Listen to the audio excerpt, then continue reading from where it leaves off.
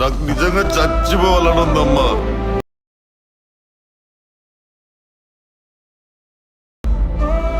సంజయ్ నా వల్ల చనిపోయాడు, కానీ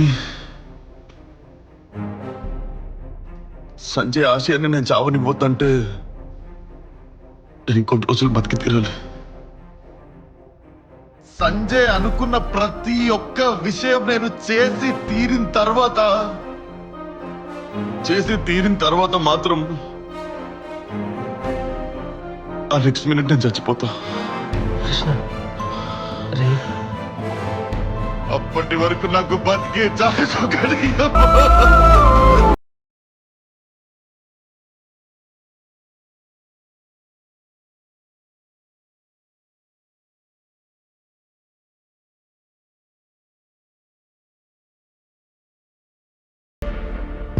అరే మనం ఉన్న పరిస్థితికి మనకేమో డబ్బు అవసరం.